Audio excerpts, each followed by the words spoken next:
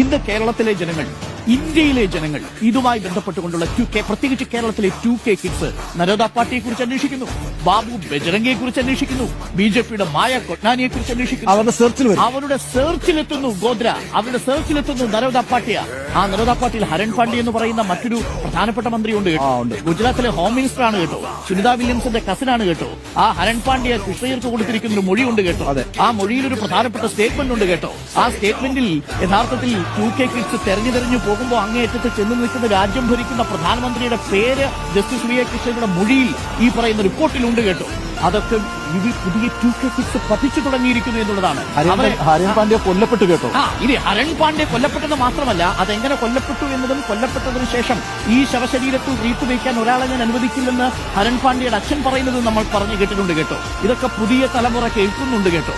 അതുകൊണ്ട് ഈ സിനിമ കേൾപ്പിച്ചിട്ടുണ്ട് എന്നുള്ളതാണ്, കാണിച്ചിട്ടുണ്ട് എന്നുള്ളത്.